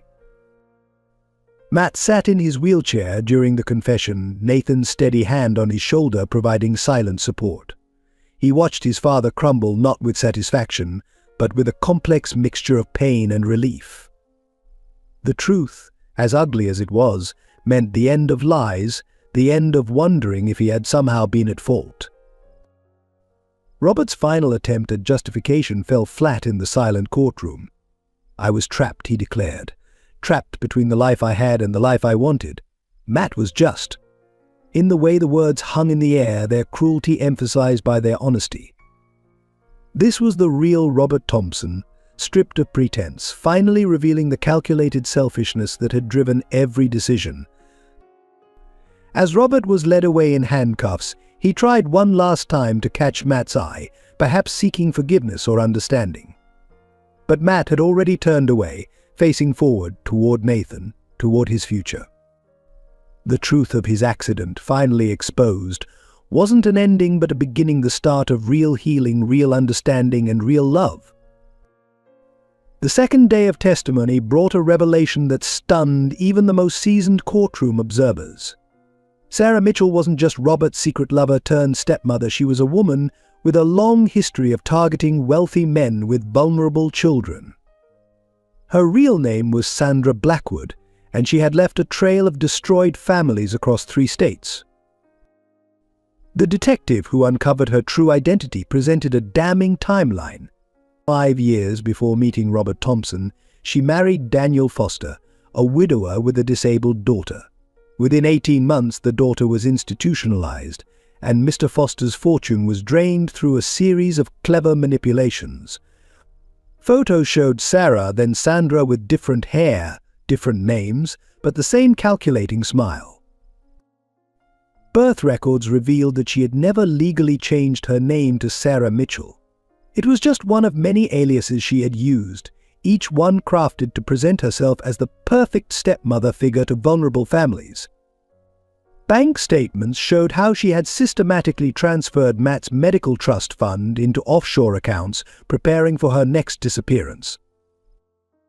Most chilling were the diary entries found in a storage unit rented under one of her aliases. "These men are all the same," she had written. "Show them a pretty face, sympathize with their struggles as single fathers, and they hand over everything. The disabled kids are the easiest targets. Everyone's so quick to believe they're a burden, so grateful when someone offers to help."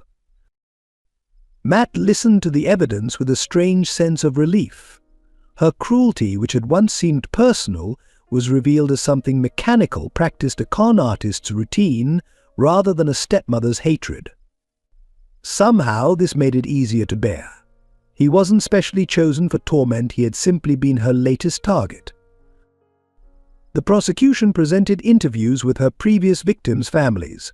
A pattern emerged: she always chose widowers with children who needed special care. She would integrate herself into their lives gradually, positioning herself as the solution to their struggles. Once married, the abuse would begin subtle at first, then escalating as she isolated her victims from support systems. Her performance as the devoted stepmother at charity events took on a sinister new light.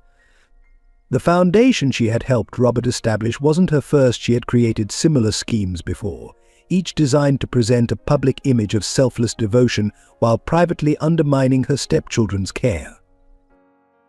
James, watching from the gallery, struggled to process how completely he had been manipulated. The woman he had thought of as his mother figure had been grooming him as a weapon against his brother, using his desire for approval to turn him into an unwitting accomplice in Matt's abuse. When confronted with her true identity, Sarah's mask finally slipped completely. "You people are so easy to fool," she sneered at the prosecutor. Wave a few tears, talk about the challenges of loving a disabled child, and suddenly you're a saint. Nobody looks too closely at a woman willing to take on damaged children. The courtroom fell silent at her casual cruelty, but Matt's voice cut through the shock. "You never fooled me," he said clearly. "I always knew you weren't really trying to be my mother. I just didn't know you were trying to be anyone's mother." His words, simple but profound, stripped away her last pretense of sophistication, revealing the hollow fraud beneath. After Sarah's true identity was exposed, James found himself adrift in a sea of guilt and regret. The carefully constructed reality he had lived in for years crumbled, leaving him face to face with the truth of his betrayal. Late one evening, he appeared at Nathan's door, rain-soaked and shaking, clutching a box of Matt's old belongings he had secretly saved. "I kept these," he whispered, pulling out faded photographs, soccer medals, and small treasures from their shared childhood. "Every time Sarah told me to throw something away, I hid it instead. I don't know why. Maybe some part of me knew what we were doing was wrong." His hands trembled as he lifted out their mother's old music box. The one Sarah had claimed was lost. Matt wheeled himself closer, examining each item with quiet wonder. James knelt beside his brother's wheelchair, his voice breaking. "I was a coward," he confessed. "I watched her hurt you and I did nothing. I convinced myself it was normal, that you deserved it, because facing the truth meant admitting I had failed you as a brother." The transformation began slowly. James started spending afternoons at Nathan's house, initially sitting in awkward silence, then gradually finding his voice. He helped Matt with physical therapy, learning the proper ways to assist without overwhelming, his athletic training taking on new meaning as he supported his brother's exercises. During one particularly difficult session, when Matt struggled with a new movement, James finally broke down completely. "I used to brag about my sports trophies," he sobbed, "while you fought battles every day just to move, to live, to survive us. I was so blind, Matt, so stupidly, willfully blind." The brothers began rebuilding their relationship through music. James would sit beside the piano as Matt played, turning pages and learning the melodies. Sometimes he would bring his guitar, and they would attempt clumsy duets that gradually improved. The music became their language, speaking the words that were still too painful to voice. One afternoon, James arrived with a stack of notebooks, journals he had kept during the years of abuse.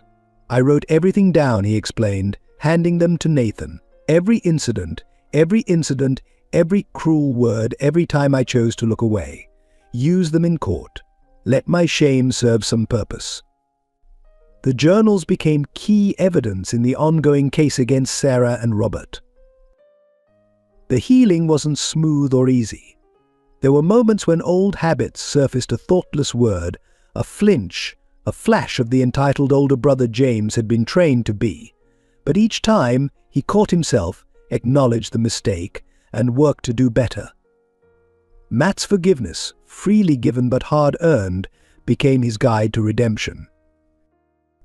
James began volunteering at a local rehabilitation center, working with disabled children and their siblings. He shared his story openly, using his experience to help other families avoid the patterns of enabling and abuse he had fallen into. His athletic background found new purpose as he helped develop adaptive sports programs. The final testament to James's transformation came during a piano recital where Matt was performing his latest composition. As Matt played, James stood beside him, one hand resting supportively on the wheelchair, pride radiating from his face. In that moment, they were no longer victim and enabler, but simply brothers reunited through truth, healing, and love. The path to healing began in Nathan's garden, where 3 generations of pain finally found their resolution. On a warm spring afternoon, Nathan arranged a meeting that would change all their lives. Matt sat in his wheelchair among blooming flowers. James stood nervously by his side, and most surprisingly, Michael's mother Emily had flown in from across the country. Emily approached Matt first, her eyes filled with tears as she recognized in him the same quiet strength she had seen in her own son.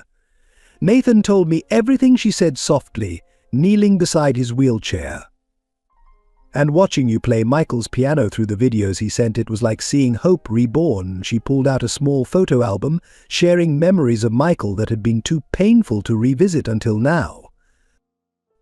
James listened intently as Emily spoke about caring for a disabled child, about the challenges and the profound joy that came with every small victory. Her words helped him understand what he had failed to see in his brother, not weakness, but extraordinary courage. Michael never saw his wheelchair as a prison, Emily explained. He saw it as his chariot, just like Matt does now. Nathan watched as his past and present families began to intertwine. Emily shared stories of Michael's determination that made Matt laugh in recognition, while James eagerly showed her videos of Matt's recent piano performances. The garden, which had once been Nathan's retreat for grieving, filled with the sound of shared laughter and understanding. The healing extended beyond just their immediate circle. Through Emily's connections with support groups for parents of disabled children, they began building a network of understanding and advocacy. James took a particular interest in working with siblings of disabled children, using his own journey from enabler to supporter as a powerful teaching tool. Matt found himself surrounded by a new kind of family, one built on choice rather than obligation. Emily became Aunt Eam, showing up for his recitals with homemade cookies that matched Michael's favorite recipe. James transformed from the brother who had looked away to the brother who never left his side, and Nathan, watching it all, felt Michael's memory become not a wound but a bridge that had led him to this new happiness. The most profound moment came when Emily discovered some of Michael's old compositions in her attic. She brought them to Matt, who adapted them for his style.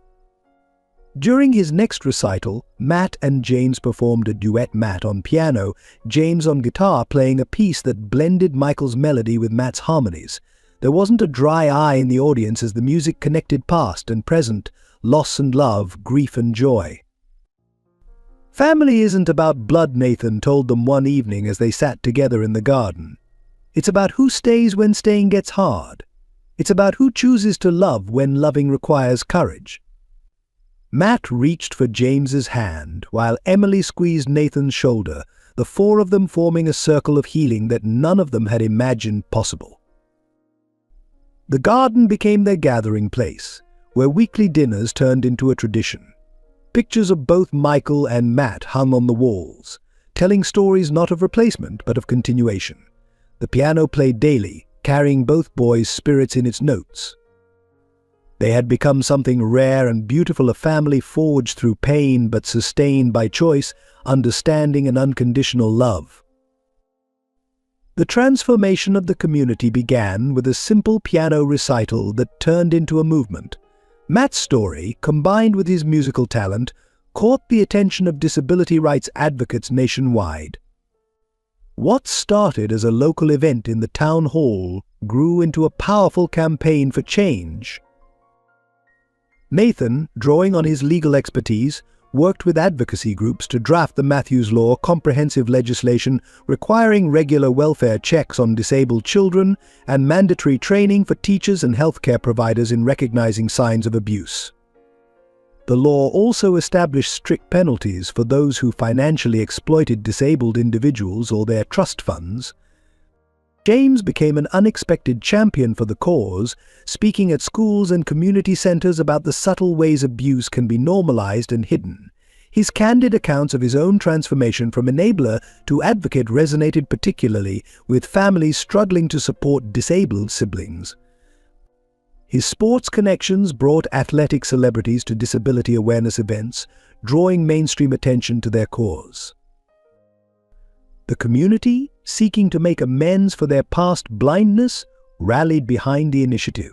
Local businesses began implementing accessibility improvements without waiting for legal requirements. The school board revamped its policies, making inclusion and accommodation primary considerations rather than afterthoughts. The same country club that had once shunned Nathan now hosted monthly adaptive sports events. Matt's music school established a scholarship fund for disabled students, named in honor of both Matt and Michael. The program didn't just provide musical education, it created a support network for families facing similar challenges. Emily's experience as Michael's mother made her an invaluable mentor to parents just beginning their journey. The annual Keys for Change concert became the town's signature event, featuring disabled musicians from across the country. Matt's composition, Wheels in Motion, became an unofficial anthem for the disability rights movement, its melody carrying a message of hope and resilience that transcended physical limitations. All local media, once complicit in Robert and Sarah's deception, now dedicated regular coverage to disability rights issues. They hired disabled journalists and commentators, ensuring authentic voices led the conversation about accessibility and inclusion. The same reporters who had once questioned Nathan's motives now documented the community's journey toward genuine understanding and support. The victory came not just in changed laws but in changed hearts. Children no longer stared at wheelchairs with confusion or fear. Parents didn't hustle their kids away from disabled people in public spaces. The community learned to see ability rather than disability, potential rather than limitation, and strength rather than weakness. Matt watched it all from his position at the piano, his music giving voice to a revolution of understanding. His journey from victim to victor had opened eyes and hearts, transforming a community's shame into purposeful action. The wheels of his chair, once symbols of limitation, had become wheels of change, rolling forward into a future where disability didn't mean invisibility. The Walker Thompson Foundation launched on a bright spring morning, with Matt playing Wheels in Motion on a grand piano in the newly renovated community center. The foundation, built on the ashes of Robert's fraudulent charity, represented everything its predecessor had falsely claimed to be a genuine force for change in the lives of disabled children and their families. Nathan served as the foundation's legal advisor, ensuring transparent operations and ethical fund management. James headed the sports program, developing adaptive athletics that allowed disabled children to experience the joy of competition. But Emily brought her years of experience as Michael's mother to the parent support division, while Matt's music program became the heart of their creative arts initiative. The Foundation's first major project was the Michael and Matt Adaptive Arts Center, a state-of-the-art facility designed with input from disabled artists and performers. The building featured wheelchair-accessible stages, adaptive musical instruments, and studios equipped with specialized technology. Most importantly, it offered scholarships ensuring that no child would be denied access due to financial constraints. Their family dinners expanded to include Foundation staff and program participants, turning Nathan's Garden into a gathering place for a growing community. The piano music that once echoed through an empty house now provided the soundtrack for celebrations of milestone achievements, first performances, sports victories, and personal breakthroughs. Matt's role evolved from survivor to mentor, working with young musicians facing similar challenges. His compositions became teaching tools, helping others find their voices through music. The boy who had once been silenced by abuse now conducted orchestras of empowered young artists, each performance a testament to resilience and possibility. The Foundation's annual gala bore no resemblance to Robert's manipulative charity events. Instead of hollow speeches and false promises, it showcased the genuine achievements of program participants. Disabled artists, athletes, and performers demonstrated their talents not as objects of pity but as accomplished individuals worthy of respect and admiration. On the Foundation's first anniversary, Nathan stood in the garden watching Matt teach a young girl in a wheelchair to play piano, James coach a group of adaptive athletes, and Emily counsel anxious parents. The scene before him was everything he had hoped to create in Michael's memory and everything Matt had deserved from the beginning, a place of unconditional acceptance, support, and love. You know, Matt said that evening, as they sat together after the celebrations, Michael would have loved this. Nathan smiled, wrapping an arm around his son's shoulders. The Foundation had become their way of honoring both boys, Michael's memory and Matt's triumph, while building a future where no disabled child would face abuse or abandonment alone. The garden bloomed around them, filled with the sounds of laughter, music, and hope. They had transformed tragedy into purpose, pain into progress, and loss into legacy. The Wheeler-Thompson Foundation stood as living proof that family isn't defined by blood but by love, and that every broken beginning holds the potential for a beautiful ending. If this story touched your heart, we invite you to be part of our storytelling community. Share your thoughts and emotions in the comments below. How did Matt and Nathan's journey resonate with you? Support our team by subscribing to receive more powerful stories of triumph over adversity. Every like helps us reach more people with messages of hope and resilience. Share this video with friends and family who might need a reminder that love can heal even the deepest wounds. Together, let's spread stories that matter and make a difference in people's lives.